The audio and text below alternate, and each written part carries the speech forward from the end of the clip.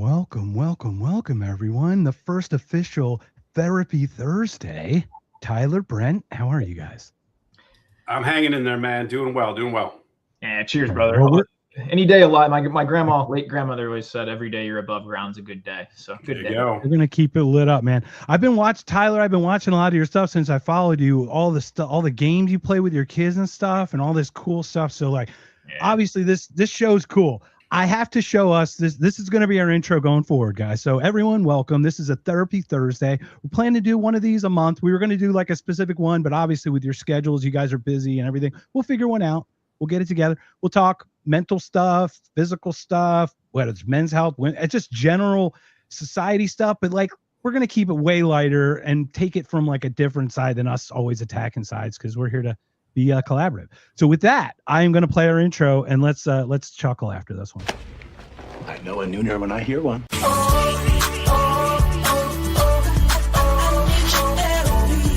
Sky rockets in flight. Woo! Afternoon delight. Whoop! The rapist.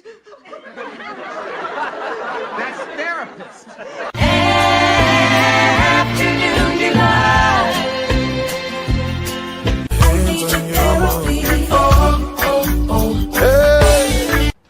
Afternoon delight. So good, man. I always realize how terrible I am at all this stuff when I come on your show, Mark. Same. Well, let's get silly, guys. So we're all here. We all have these weird journeys. I'd like to start with just a general one, because I think all of us have had more of a weight issue that we're all working on. Tyler, you're the healthiest. Brent, you look in good shape. I'm in a shape. But let's start with that one, because I think all of us have at least probably crest the wave of that fight. I think where we have it more managed than it's always fighting us.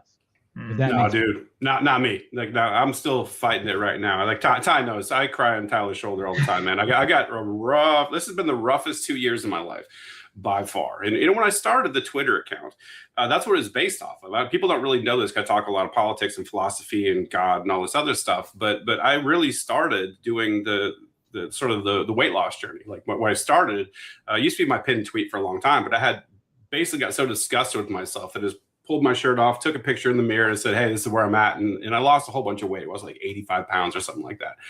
It's been creeping back, man. The habits are hard to, food's one of those ways that I sort of always self-soothe. And when I'm going through this stuff, it really gets difficult to not do that.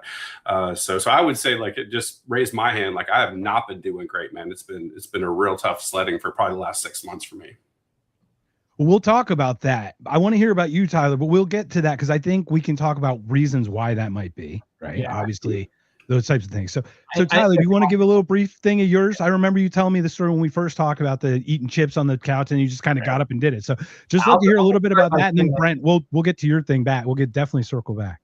I think 4 or 5 nights ago, man, I got a thing of ice cream to maybe eat over the next month and ate it that night. So this is, we're all man, nobody's perfect on this stuff. Anybody that claims to be is trying to sell you something. I always say that. So we're all a work in progress, man. And I appreciate, Brent, you being vulnerable and saying that, right? Because that's just the truth. But yeah, I hit my rock bottom. I'd say I was 34 and a half years old. And man, I don't know, man, just a terrible version of myself. I felt always sick and tired. And I woke up every day and just thought, I can't wait till the end of the day, if I'm very honest, so that my wife can go to bed, my kids can go to bed, I can zone out and watch Game of Thrones or hopefully there was a good football game on that night, or kind of just get lost, kind of zone out, eat my chips, drink a few beers. That's where I was at that point in life, man. And one night it just, I don't know, something came over me the way my wife just said, the guy I married doesn't really seem to be around. Where'd he go? Kind of thing. And I just realized I am depressed. I actually went to the doctor a couple months before that and told him I'm depressed. I don't know what to do. He put me on anxiety meds, which just, to be honest, made me feel out of body. I don't know, man.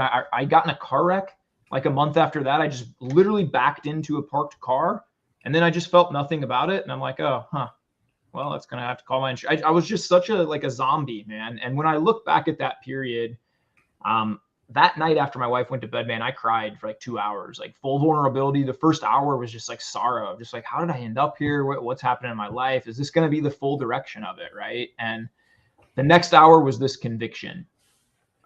Everybody says they're going to change their life. I'm gonna fucking change my life. Excuse my French. If I get fired up when I think back to that time, because I just saw my life go in one of two directions. I gained 19 pounds in our first 2 years of marriage. So I'm like, well, let's just do the math. Look where I'm at in 10 years of marriage, right? I'm going to be on more meds, and it's never going to get better if nothing's going to change if nothing changes. And so that next hour, man, I wrote down rules for myself. I said, I don't care if I go to bed at 3 a.m. I had very bad insomnia at the time. I'm going to get up at 5 a.m. I'm going to hit the gym. I'm going to do the best I can every day. That's what I'm going to do. Some days it's a walk. That's okay. I'm going to do that every day. I changed the way I started eating lunch. I just meal prepped every lunch. Started doing a gratitude journal, just a few easy changes. And that has sort of snowballed for the last 8 years. Within 3 months, I was off anxiety meds. I remember going to the doctor and being like, why didn't you ask me about what I ate? And if I ever got in the sunlight and ever moved, and how I spent the first 15 minutes of my day, and like what took a daily vitamin. Yeah, no, literally just something. Nothing. It was just take a pill, right? And so, man, changing that stuff. I've been off the anxiety meds now for 7.5 years, and a much healthier version. Now, again, I don't have all this stuff figured out, but I do have a lot of built-in systems that even when I do make a mistake, which is often, I can hop right back on, and I always feel pretty good about that, right? And what I mean by that, I want to be clear, is when I say manage, is like we realize when we're spiraling. Like Brent, you're clearly realizing you're in this spot. So that it's not just we have it fixed. It's not like it's solved. It's a complete continual management of this, because you get on the scale where you just feel a little off. You're like, what is that? It's like, oh wow, I did put on like 3 actual pounds. 3 pounds is a lot of weight, guys, to carry around all day. You don't even realize those like the littlest things. So Brent, let's go back. Obviously, you're spiraling right now, and thank you for being so vulnerable right with that. I've been doing the same thing as you, Tyler, too. Is like I take a spoonful, put it down, but I went back a lot more recently for that second and third, maybe fourth spoonful of the day. You know what I mean? So Brent, what's going on with that? What do you attribute some of this to at this point? I think we'll pinpoint it. It's a lot of stuff, and I don't know if I remember if I've shared this with you. I've had so many podcast episodes now. I don't remember what I've shared with who, but Ty knows for sure. Like I've shared on his show. Like I was sexually abused as a kid, starting at 8 years old.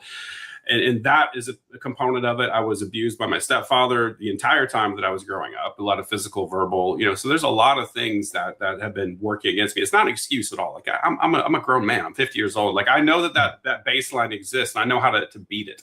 And a lot of this just comes down to, like Ty said, just like systems. Like I have to give myself rigid boundaries, which is tough for me because, like, you probably know from talking to me more, because I'm a non-linear person. I'm an ADHD guy. I'm out of the box. We're so abstract. We think in so many different conceptual ways that others just can't even realize. Yeah. Correct. But I always struggled ever since I was a kid with rigidity and structure and balance and consistency. I'm the guy that's like a sine curve. I'm all over the place. When it's up, it's awesome. I can be brilliant. I can come up with all sorts of cool stuff. And I like that thing, but like, man, finding that x-axis, that median is very difficult for me. I can start something really well. I don't stick with it really well. So I don't know, man, like, especially when I get triggered, and Ty knows this, like the Epstein stuff caused me to crash completely out. Like that whole thing is so horrific. I can't even it fucks with my brain. Like my brain starts short circuiting. That sort of fight, flight, freeze system kicks in. It just completely shuts me down. And on top of that, there's a bunch of stuff with work that I don't really want to get into. There's family stuff that's been really tragic. It's been, like I said, literally the worst 2-year period of my entire life in general. And so, and it was very weird too. This is interesting, is that it's all seemed to start like about 8 months after I started the health journey. So like and I was solid, man, for 8 straight months, which for me was a huge win. I said lost like almost 90 pounds or something at one point. I was consistent. I was doing all the things, and then just like life just completely blew up in a mushroom cloud. And I think there's something to that. I think that when you decide that you're going to make some positive changes and you're really going to stick with it, it's like something with the universe likes to push back. And it's like, you sure about that? You sure about that? There's obstacles it is. It's like, are you certain you want to on this path? Like, because we gotta throw a little mud on your shoes, or like trip you up some way. And I think probably that's the work things that you have no control over, but the things over which you do have control, you look at that. And what's interesting, like we use the Matrix all the time for like weird analogies. I think the most brilliant character in that movie is a Merovingian.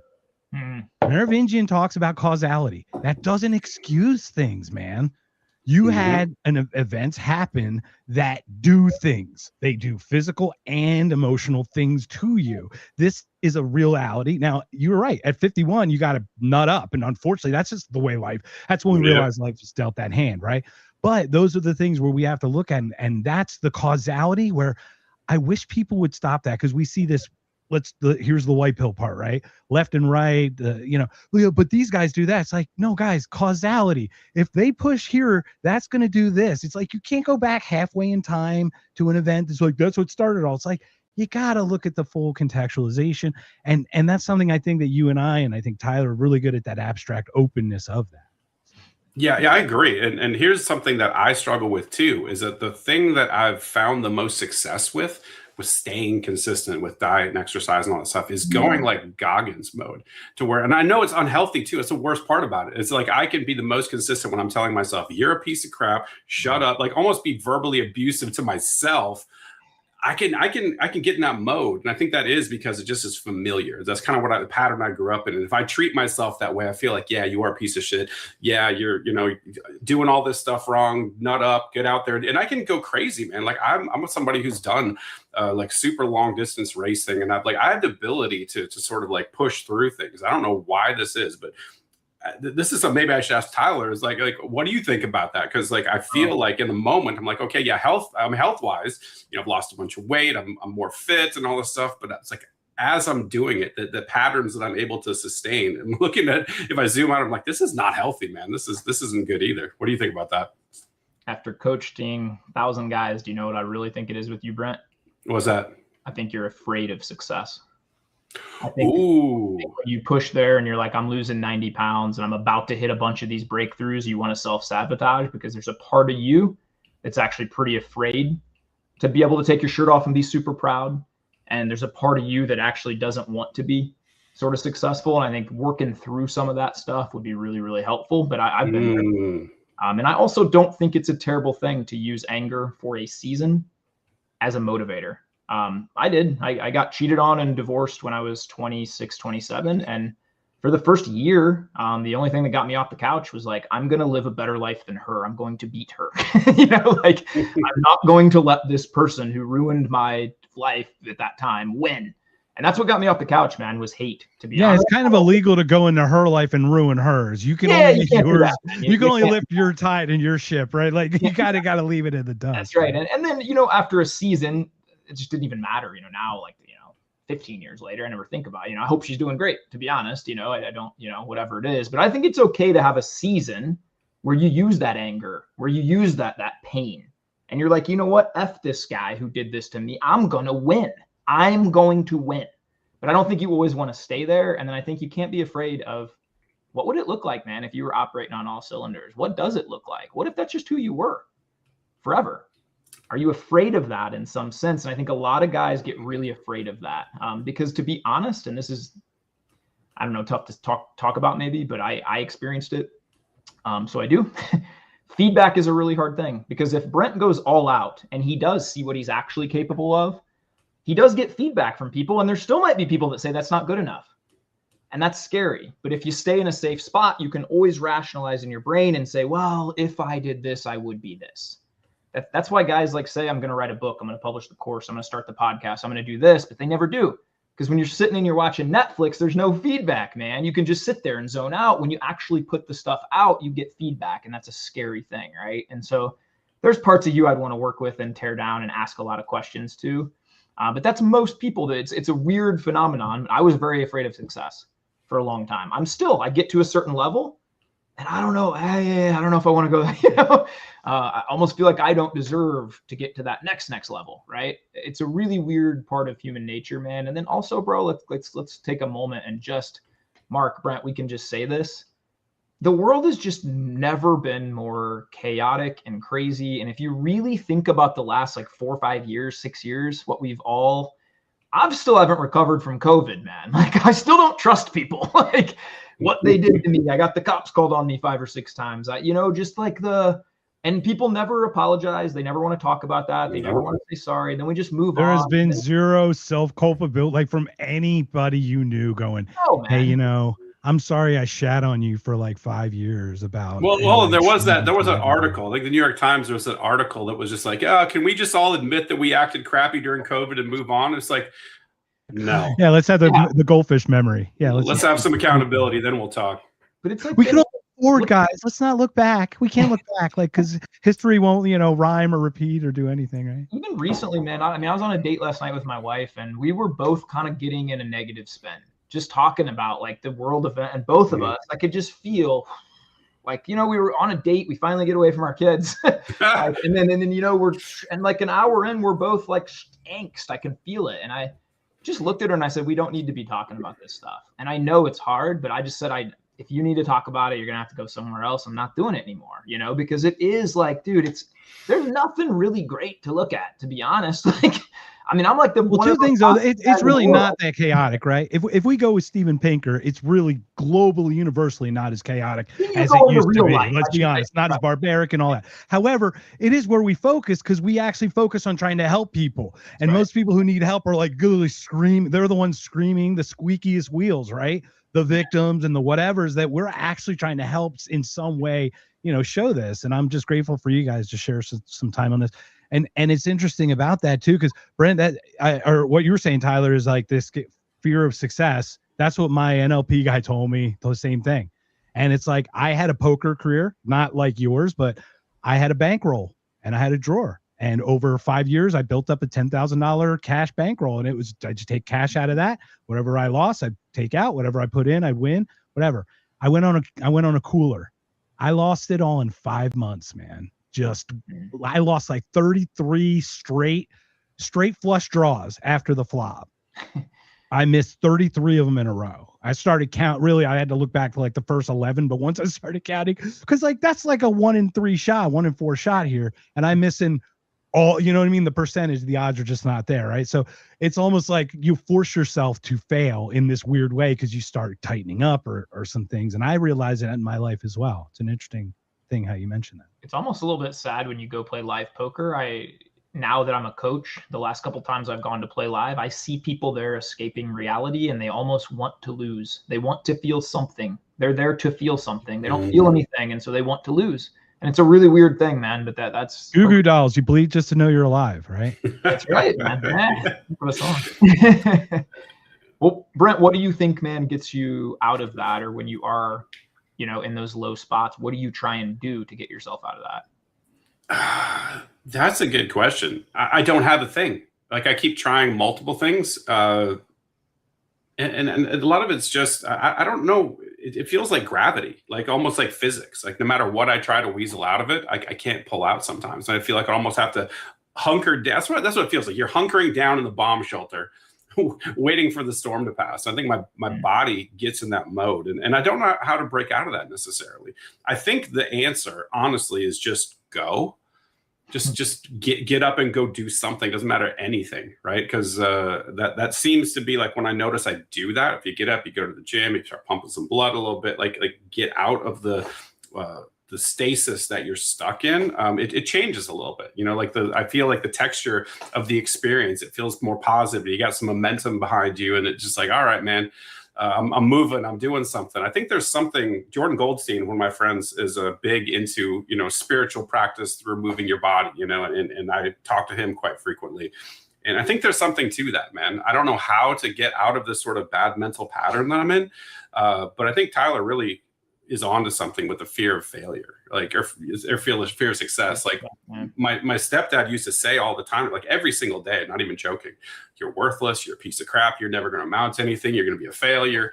And so I know that's part of it. Like that's so insightful, Ty. Like it's down deep in there, but at the same time, like he was obsessed with money. And so for me, like I guess the way that I've always prioritized my inputs has been based on financials. Yeah, I was like, I'm going to go into tech and I'm going to make these millions of dollars, and I'm going to show him. Right. By the way, he's not in my life. He hasn't been in my life since like I graduated high school. Like a completely irrelevant person. But there's this. He is still in your life, bro. He will program. always be there. He will always be there. That's the thing we have to realize. Yeah, and I've realized there's no ceiling. Right. Like I think Chris Williamson has this great bit. He's like, you've already achieved goals that you said would make you happy. And it's like, and I have my whole life. It's just like, okay, if I make $1 million, it's done. It's like, okay, no, it's got to be 5 million. It's got like whatever this thing is. The goalposts keep shifting because I don't feel good about myself, and I feel like there's this part of me that's like, I'm going to please this guy. This guy's not even my life.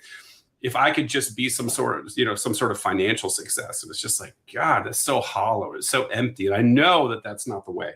But I still run that program a lot of the time. My inputs are focused there, and I will sacrifice my health and my well-being and my psychological stuff to sort of focus on that piece of it. So that's a flaw in the matrix, man. It's a bug in the system. Yeah, but it's interesting how we parallel so much, Brent, because you can talk about like hobbies, not finding one that clicks. Like, dude, a pilot, scuba diving, let's see, DJ, cover band, you know what I mean? Like CBD, dude, like I've done it all. I have done it all. And like, I don't say fail because I just did it. But in the big picture, I would look back and like look at them as all like failures because they didn't really click. Like this thing, like I said, I talked about this. This is not victimhood or whatever. 250 podcasts, 500 hours of content like this. Actual real quality conversations that aren't just, bitch fest or whatever. And dude, you saw it. Scott Horton got 11 views on YouTube. Scott Horton, who is on shows of millions of watchers. It's unbelievable like how weird it is, but we keep chugging and it's almost like the thing to keep moving. You just have to keep moving through it because you have to, because if you don't, that's where like, it's like the shark, man. The water doesn't have to move over the gills, right? Yeah, Ty, I don't know if you know who Scott Horton is, but for contrast, like I've got a small account too, but I had Scott on my show and he pulled like 3,000 views. Yeah. And Mark got like 11. Like it's so crazy, man. I don't understand YouTube or any of it. I mean, I understand Twitter a little bit better. I don't understand. I've had a video I made 221 YouTube videos and had like a couple thousand subscribers and literally made no money. And then for whatever reason, dude, I had a 25-second short of just my son handing my other son a piece of pizza with like a little song, and bro, it's like 38 million views. I gained 50,000. No, and it's like the dumbest video. Like, was it 38 million of like did Bill Gates like it? Your boy pizza. I'm just, sorry. I just had a little.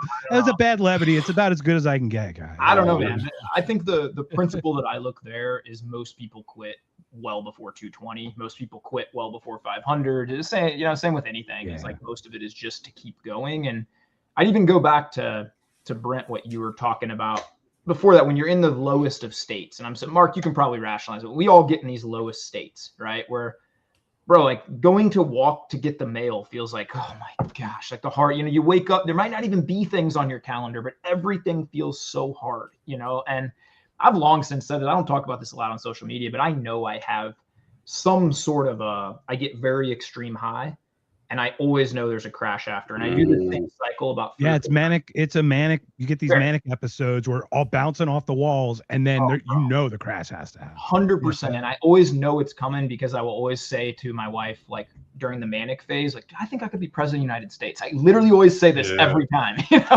like I could run this. I could run this, But what I've learned to do in those manic phases, man, is number one, journal a lot through it and on the other side of it, and look for what causes, look for patterns. Like when you can start to pick up patterns, it's really, really powerful.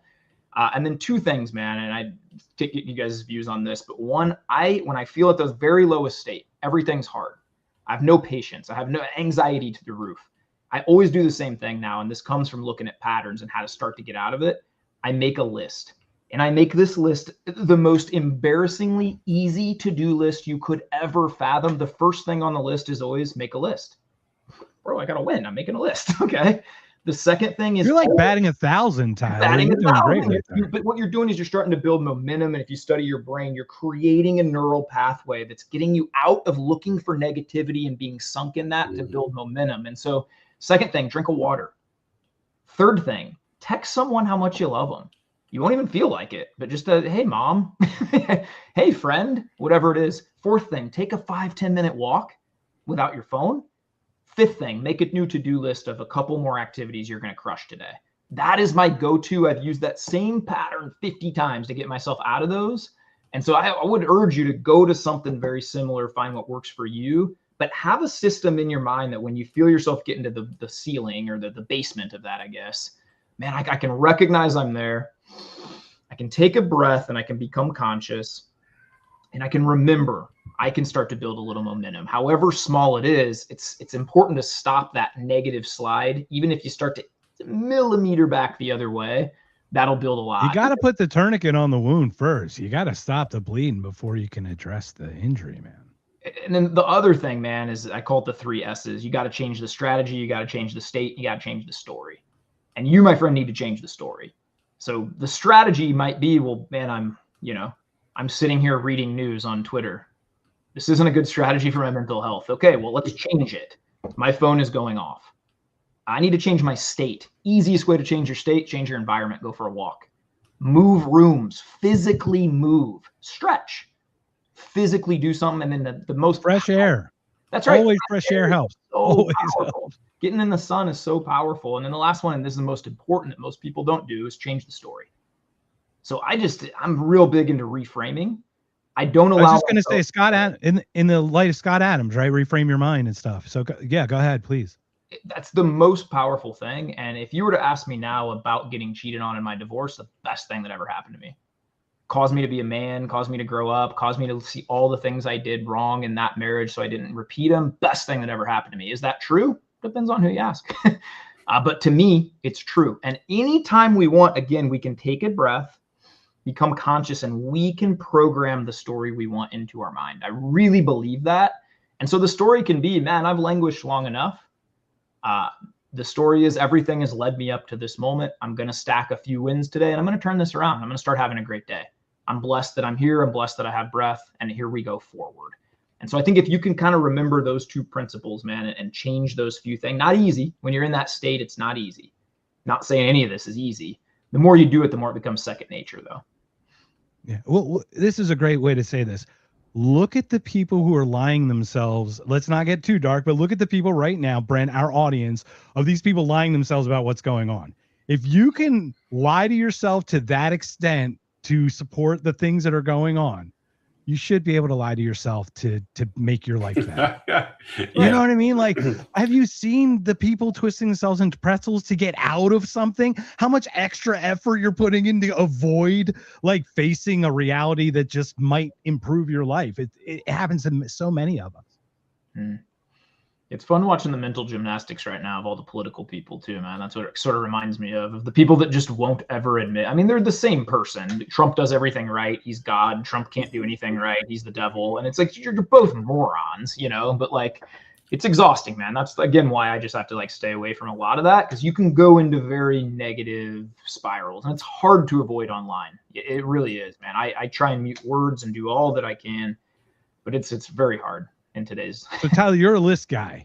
So Brent, I feel like you're a cerebral, introspective guy like me who just tears yourself up inside mentally and doesn't make a list. Or how do you? I'd love to hear how you, because Tyler's is really write it down. If you write it down, it hits all your senses. You're reading it, you're writing it, you're touching all that. You and I think we are like, we love the clay in the sandbox that's up here.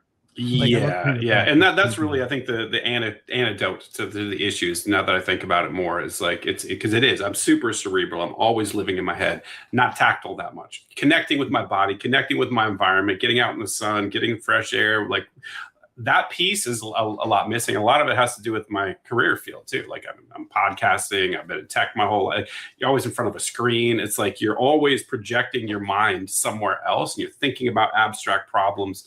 But I think grounding yourself, getting your body grounded is like, for me, it's always a struggle. Pulling my head out of the clouds and getting back to the earth. That's one of the reasons I love watching Ty's account. It's like, oh, he's out going for a walk in the sun today. He's with his kids. Like he's at the park. He's doing all that. I'm like, I always feel bad about it. I'm like, God, look at me. I'm just, my account's so boring. It's like, I just do the same. Like, oh, got 21,000 steps with my kids today. Oh, we're outside at the park. We're looking at the moon. It's like so boring. Yeah, but it's everything that everyone knows they should be doing. That's the thing, man. That's why your account's so popular, because everyone is feeling a little bit judged. There's always that phrase, like every ideal is a judge, And so when you see somebody doing ideal type behaviors, years and people are doing things that are less than ideal, you're always kind of like, oh, and that can be taken two ways. I mean, it can either be like, I feel like crap about myself, or it could be like, ooh, I should be more like Ty. Like, oh, geez, I really should get outside and take a walk. Like, I try to treat it that way. I look up to Ty a lot, even though he's a younger dude than me. But he's an inspiration, man. I love your account. Keep doing what you're doing, even if you're thinking you're being boring, man. Rob.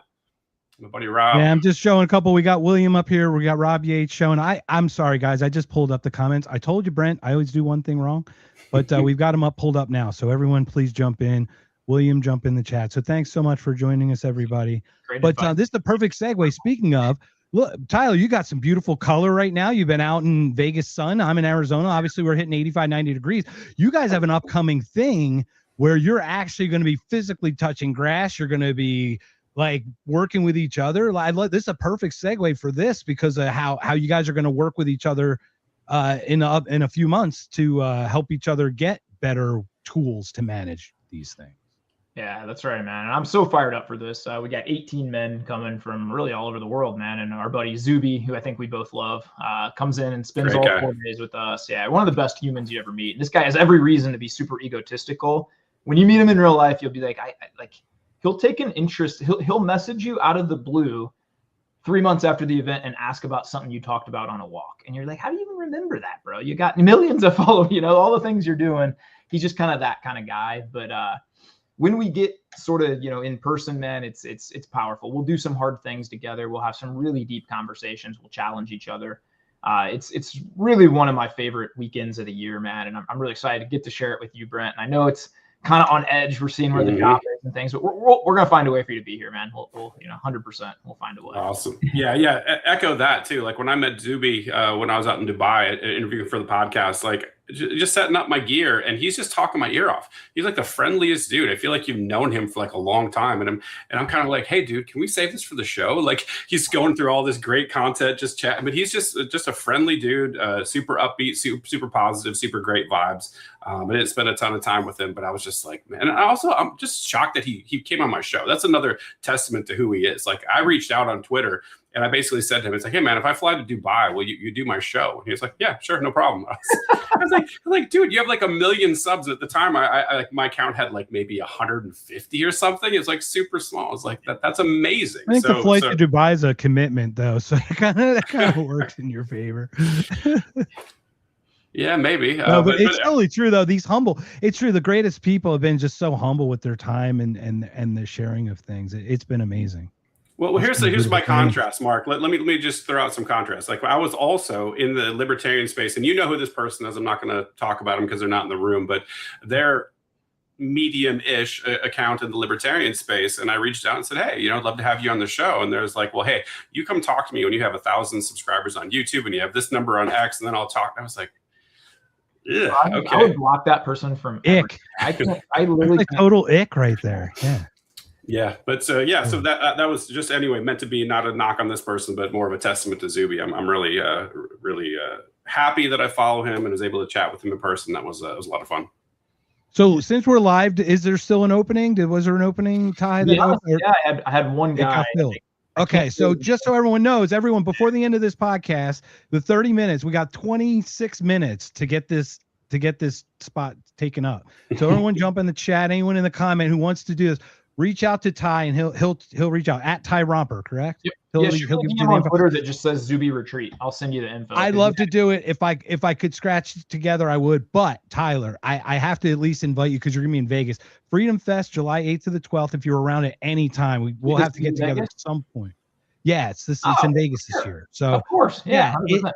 It's right in the convention center, right there at Bro, it'll only be like 118 degrees out in July. So yeah, exactly. Well, it hit 121 one last year, 2 years ago when they shot at Trump. I guess that was what it was. So, so anyway, I just wanted to invite you to that because I unfortunately can't make this event. But guys, I was like turning over every sofa cushion, everything. I was looking through my 401k. I was looking at my third mortgage, everything I could possibly do just to make this happen for me. It'll get there. I know it'll grow there. It's to your point, Brent, you can't focus on that stuff. You just got to focus on doing this. And that's what this is all about. Just having great conversations. You got it. Thank you for sharing in that. So who has anything you guys want to share? Like next up, whatever you guys want to talk about. I want to reframe something. So Ty is big on reframing, and I know that he's cautioned us about the political world and stuff. And I know, Mark, you and I swim in that world a little bit more than he does. I think this is a huge opportunity, right? Like I think we're seeing this. This is where I correct people all the time, and I see the feminist misogynists in the chat. Hey, what's up? I've been talking to a lot of people who keep saying like I'm getting blackpilled, right? When they mean essentially I'm giving up on this idea that government can actually work, right? Like this is looked as doomerism or some sort of, and I'm like, this is the biggest white pill ever, man. I think everyone knows I'm an anarchist. I'm a free market guy. I just want voluntary associations. I don't want any coercion and force and violence used. I'm like, hey guys, we can at least admit whatever this is, this experiment called America, that failed. That completely failed. I think I can tell you why it failed. I think it was predictable. Like if you give this group of people the right to murder people, it's just going to keep growing until we are where we're at. So we shouldn't be surprised where we are, but we can at least look at this in the positive light and say, hey, maybe we try something else now. Maybe being ruled by a group of satanic pedophiles that are, graping the children, like maybe we allegedly, I can't lose any more followers. Yes. Jesus Christ, man, what are you going to do to me? Sorry, I said grape, sir. I can't graping like grape soda. Yeah, grape PDF files, guys. Adobe PDF files. But my point is, like, it's actually if you. Here's a way to look at it. Like, look at it from a health perspective. If you're doing something like sitting on the couch and eating your ice cream every day and you're gaining weight and you realize it's not working, it's not black pilled to say, maybe I should stop this, right? Yeah. Like that's actually, knowing what doesn't work is the most white pill ever. It's like, okay, cool. So that tells us what not to do. How about we start having a conversation? That's how science works. Exactly. It's like literally disproving stuff constantly, to your point, right? Yeah. Go ahead. But people are so attached to this idea, though, and I get it. We all went to the government schools, or a lot of us did, and you stood and you chanted to the flag and sang the songs, and got your feels all poked by propaganda, and like I get it. Like it's tough to let go of, but at some point we got to grow up. We got to be empirical. We got to look at the reality and say, like it or not, this isn't working. What's going to work? And so I'm kind of hopeful. I'm going to continue to try to maintain a balance of not losing my mind and not getting too, unhinged. The Epstein stuff really caused me to go there for a while. I think I've recovered.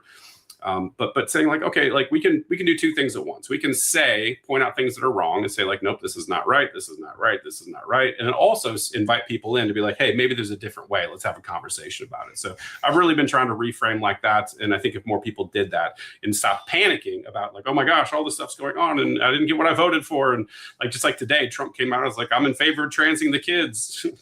And everyone's just like, oh, you didn't hear about that? No, thank you. Is he trying to get the Chase Oliver vote? Is that what I don't know, but he was posting something about the SAVE Act and he was going down the list and he was like, I don't want to have, transitioning children to give them surgery without their parents' approval. And the whole world is like, wait, what? So anyways, point is like, forget about the giant rug pulls. Yes, we got fooled. Yes, you got taken advantage of. Yes, politicians lie. Shocker. I don't know who doesn't realize that at this stage of their life. But yes, of course, this is what it is. Let's forget about it. Let's move on. Let's talk about doing something else. And I'm going to keep trying to push that forward as like, this is an opportunity rather than just death and destruction and chaos and what do you sadness. think we actually do about it though? And that's because Congress is like 90% not approval rate. Like I think if you ask the average American citizen, they're like, yeah, we don't want to go to any more wars. Like 90-10 issue. No, we don't want to keep devaluing the dollar and spending trillions of dollars on other. We want to like fortify where we're at. We want to live good lives. We don't want to bother everyone all over the world all the time. We probably don't need 800 military bases. We don't need all these things, right? Yeah, but we forgot what's written in the document is we are supposed to revolt. When it's become tyrannical, it's time for a reset. Yeah, but we missed that window, Mark. You missed that window. Let's be honest. How do we uncouple then? Do we just create building? I've got the answer, man. I've got the answer. Nobody wants to hear it. The answer is community. It's community, right? The answer is spheres of influence, right? So you're not fixing DC. This is a nightmare shit show that's going to implode, and we all know it, right? And you can't change it. Obviously, voting doesn't work, everybody. They don't care what you say. They don't care what you think. They're going to do what they want to do. So the only option is to do like Tyler does and be like, I'm going to be debt free. right? I'm not going to be part of this banking cartel system. I'm going to, not that Tyler does all this, but you can divest yourself of the dollar, right? You can be into Bitcoin. You can be into Monero. You can transact in alternative currency, gold and silver, whatever, like be outside of the financial system. You can do that. You can buy a piece of land. You can build a self-sustaining homestead. Like you can just do things, right? And I think people don't want to do that because we care about consumerism. Be the liberty you want to see in the world. It's very Gandhi-like. You can do it. So if you do this, you have full control for the most part. Obviously, the government comes shoot you on your property, like Randy Weaver, whatever. Like we've seen what they can do, but ultimately, you're not that important in the grand scheme of things from their perspective. They're going to do what they're going to do, but you don't have to fund the wars. If you have a job where you're paying taxes and they're taking that money and they're going to go blow up people across the world, like, yeah, you're kind of complicit in that, right? Like you're contributing to that. And you don't have to, is what I'm saying to people. It's like you have the ability to completely segregate yourself. And like in Nashville here, they can go 10 miles outside of town and find 100 acres. Like there's land. Like you can build a self-sustaining, completely off-grid. And maybe it's not a mansion. You might have a cabin, but guess what? You're debt-free. You're not part of that system. But it's yours. It's yours, man. But people want the lifestyle, right? Like people want to finance these fancy cars to impress people. They don't even care anyway. I drive a piece of crap paid off car. I know Tyler does too. It's like there's freedom in that. It's like you're not paying the bank anything. Like I think people have more control over their lives if they would just take it. But that's what I think people don't want, is they don't want that responsibility. They want to, I think there's this thing. It's almost like Tyler talking about me and my fear of success or whatever, or people's fear of success is like, Congress is nice because we have a 9% approval rating, but there's somebody you can point at and say, you're the reason why my life is messed up. It's your fault. Yeah. And I think people like that. They want to hang on to that. They want to cling to it. And even if they're wrong, even egregiously wrong, they can at least say, but at least it's not me. At least it's not my fault, right? While they also want to abdicate their responsibilities and accountability to the government more and more so that they can watch their children, watch your finances, tell you how to spend your money. It's like, okay, sure. It sounds great. Correct. I think you hit the nail on the head, man. It's like the Matrix again. We're all stuck in that system, or most people are. And I always say, like, because I believe we could stop this tomorrow if a bunch of prominent influencers came up and said, everyone's going to stop paying taxes. All government officials quit going to work. Until Congress leaves, until we fix this stuff, until you show us Epstein, until you get out of wars we don't want, until you quit, we quit. We stop and band together. But what's that take? You got to be free. You got to be sovereign. You got to have a little money of your own. They're probably going to freeze your accounts and steal your assets. And you saw that. And it takes the first person with the bystander effect. They're probably going to kill you, right? Like there's going to be some people that I mean, 100%. They got to make examples of us, 100%. But it is weird that there's probably 500 or 600 people controlling a country of 350 million, of which 125 million are armed. That's kind of weird when you really think about it. And I had this talk, and it reminds me of this, of like, man, I never understood slavery. I just couldn't. I don't know. I joked one time where I'm like, if I had been born 200 years ago, I would have just gone to my dad and been like, yo, like Terrence is my guy. Like he's free. We shoot hoops together. He's just a nice guy. Like I just have never understood how you don't want other human beings to also do well. That just has never, since I've been 4, just not resonated with me. If I want other people to do poorly so I can do better, I don't get that.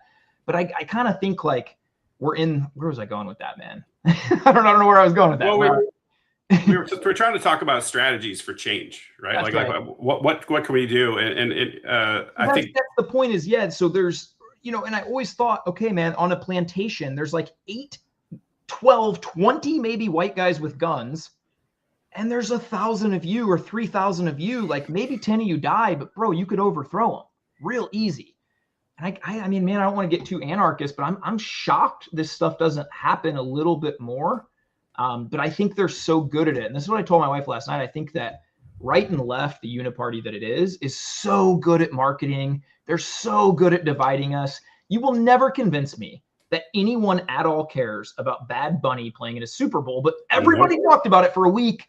It's right versus left. This one was better. This one was, and then it's like, then the next thing, and then the next thing. And they just keep feeding you this down your throats constantly so that you're fighting with each other.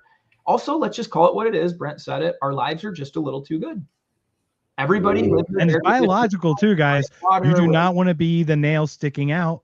when your survival's at stake. That's and why that did thing William is Wallace buried so call- deep in our little primal brain about That's right. about fitting in versus sticking out that you just go along because to get along. I mean, it's just how we are. Yeah. I don't know if you know, but our brains have circuitry that measures where you sit in the hierarchy, right? And a lot of that status is determined by material wealth, and abundance, and nobody wants to take that lifestyle downgrade, man. It's hard. Like, people want the flashy thing. They want to appear to their neighbors and friends like they're killing it, and they'll go into debt and make themselves in a worse situation to have that appearance. It's a terrible thing. So I agree with all of that, man. Here's another thing. I'm going to be controversial. I'm sorry, Tyler. I don't want to drag you into this, but I'm going to go. Well, we're doing a debate like Smarter and Politician. We're going to have a debate. Not a debate.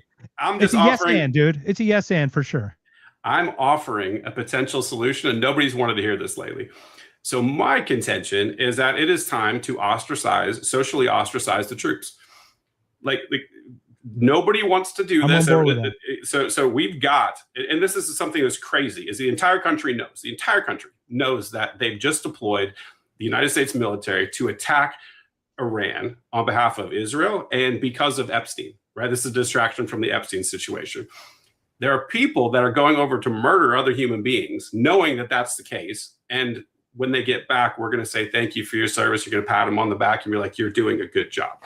There's no military person that's been in for the last 20 years, at least, that doesn't know what the deal is, that the United States has continually been fighting aggressive wars, attacking other countries. There's literally 1 million dead Iraqis, based off of the Bush administration era and then the Obama administration. Like, they've continued on these wars forever. We did 20 years in Afghanistan to replace the Taliban with the Taliban. Like, we know what the deal is. This is not defensive. It hasn't been defensive for a very long time.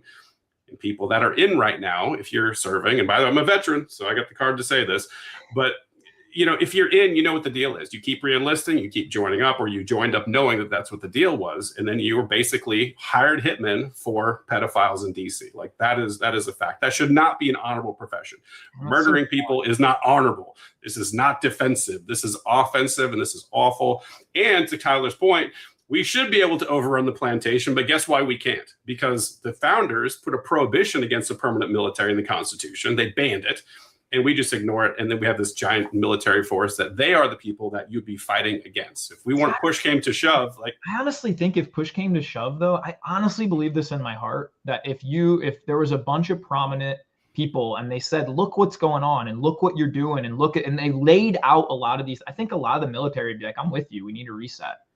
I lost my buddy over here for what? I mean, you saw the guy yesterday. It went viral. The guy yelling, I'm not dying for Israel. I'm not dying. And I don't know a lot about this, to be very honest. So I won't speak out of turn here. But I think you're seeing a lot of people wake up. You're seeing a lot of like generational military families even say, I don't want my sons going in. And I mean, I have a hard time saying that, because it's I grew up loving G.I. Joe, man. And that was, I was G.I. Joe, dude. You wouldn't believe. You just saw me when I was in the military. I was so gung ho. I wanted to do all the things. I was Captain America, man. You're right. When was the last time like truly defensive? Oh, sorry, good. Like the 1800s. I mean, you could argue World War II, right? Like what was the question, Tyler? When was the last time our military was like truly defensive and not just the ones going out to take? Oh, it would be definitely before World War One. The creation of the Fed allowed the funding apparatus for the Great War to start. Let's not kid ourselves. The assassination of a guy, get the fuck out of here. It's silly. I mean, this isn't white pill stuff. This is just reality. Like that whole funding apparatus, America, everyone looked to America because of our prosperity. Why did they need equipment? Because they've been fucking fighting each other to grinding halts for years while we sat on the sidelines. Oh, I'm sorry. Sat on the sideline. No, cared about America and decided to make something of each of our lives and keep it's like, it's such a bullshit trope that like America did World War. No, we got sucked in by the banks and all it's like so silly. And every war since, it's only been profitable and not prosperous. And it's still, and they get on both sides because they get it on the war side. And then they get it on the Reconstruction side. Yeah. Like, all wars are bankers' wars, man. All wars are bankers' wars. It's like, how do we keep allowing that? Because there's just a group of 1,000 people or less that keep getting insanely wealthy off of it. And then also, like, my follow-up to that is, like, how do these, like, when is enough enough? Like, dude, you're like, you've got $8 billion and you're like, oh, I need 10, you know, like I'm going to go, it only cost 4 million lives. Like, let's just go do it. Like, how do you sleep at night when you actually think about what you're doing? Or do you just lie to yourself and reframe? And like, that's a question I'd like that. That's a question I'd like that. Sorry, Mark. That's a question I really want to ask Elon Musk right now. He's on track to be a trillionaire,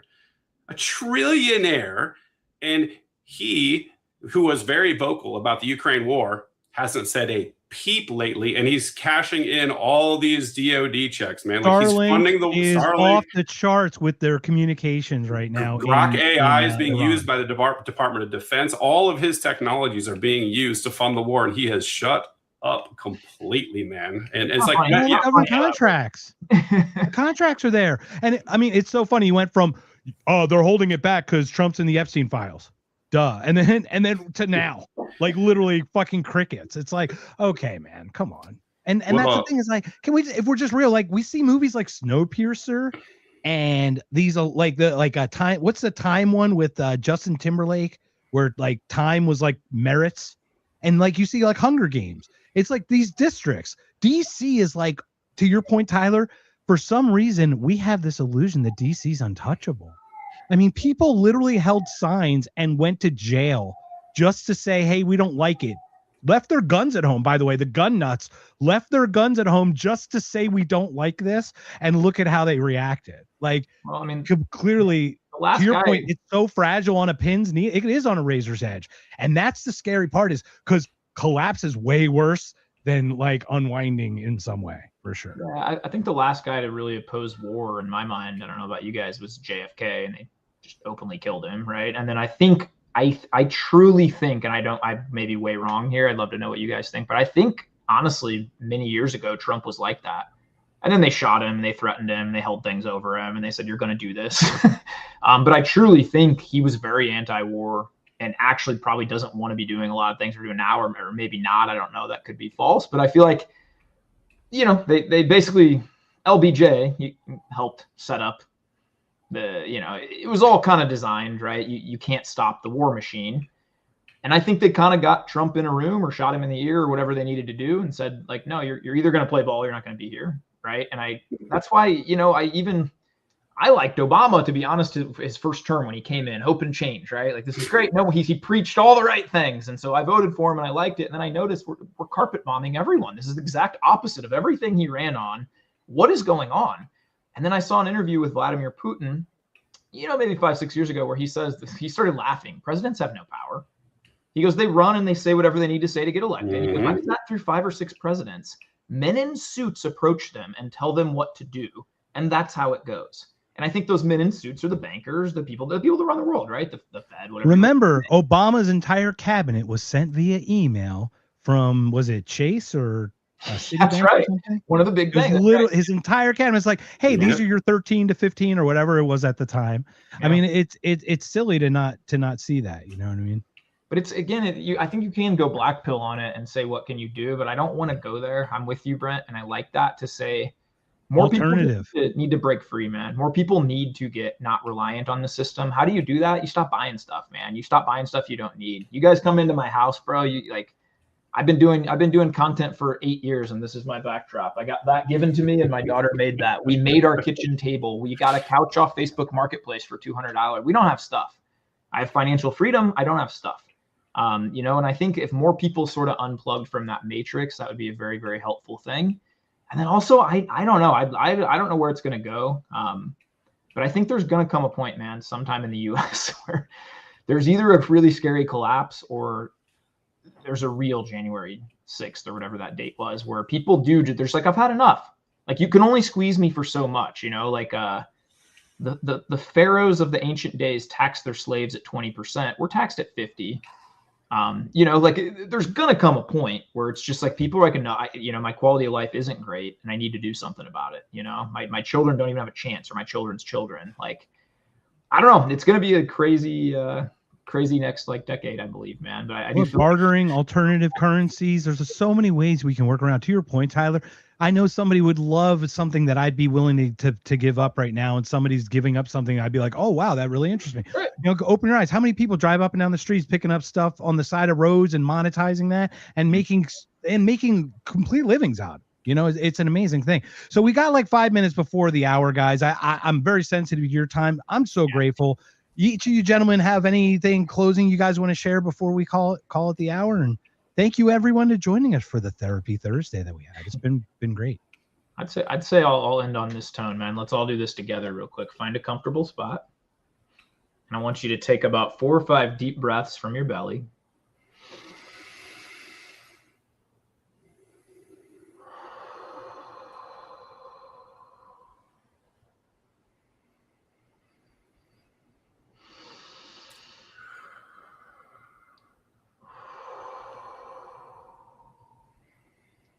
Start to slow your breath down a little bit.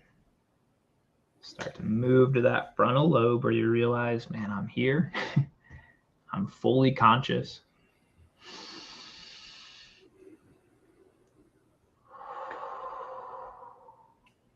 No one's in charge of my future except me. And the choices that I make will determine my future. And so that can be as easy as going for a little walk right after this. As deciding I'm going to reframe my day and I'm going to have a great day. I'm going to hydrate. I'm going to eat good food. I'm going to hit a few wins that are important to me. And then, you know, we can't fix all the world's problems, but I will say, yeah, I think we can better ourselves, better those people around us. That's probably the best way to start, right? So that's my message to the people. Slow it down a little bit. Life moves too fast. Yeah, it's funny. You talk about like sports and athletes, like the 10,000 hour thing with Malcolm Gladwell or whatever, when everything kind of slows down to you so you can actually grab it, work with it, and then manage it, right?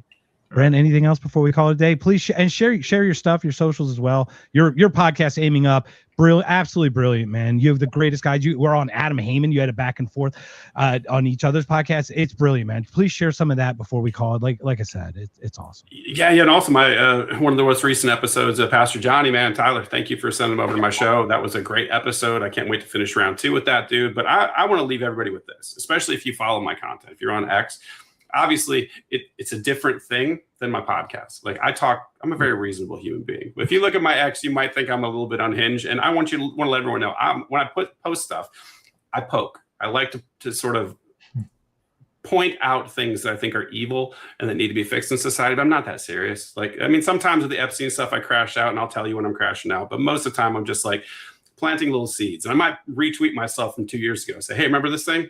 Yeah, I saw that coming. Pay attention to that. I'm trying to guide people and to show them what's going on. And sometimes, like, even Jesus flipped the tables, man. Like he took his time and fashioned a whip and started kicking people's ass. And you know, sometimes there's times to sort of say this isn't right and this is unjust, right?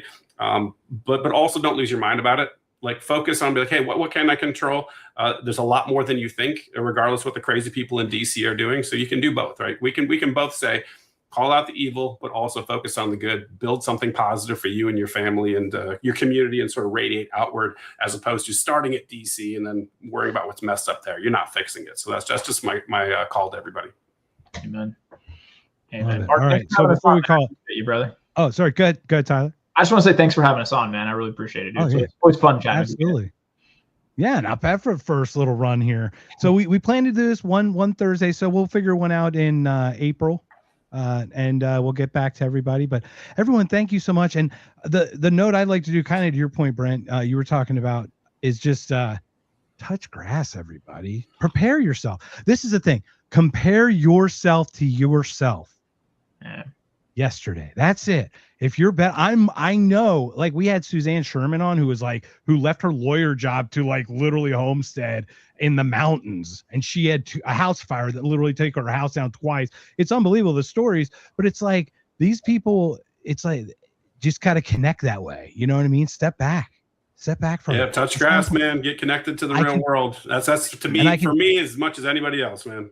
Amen. And I am definitely more prepared today than I was a couple days ago or last week for what we think might be upcoming. We just have to be prepared and keep these conversations alive. Let's do it. With that, everyone, thank you so much for joining us. We've got feminist, misogynist in here. We've got William. We've got Rob Yates. We've got a bunch of people. Who else is in here? So thank you again, guys.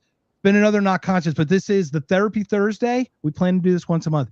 Tyler, thank you. Brent, we're definitely going to talk again, of course. Yes, sir. We'll Love talk you guys. more Crazy Conscious. But thanks so much, guys. Take care, everybody. Have a great day.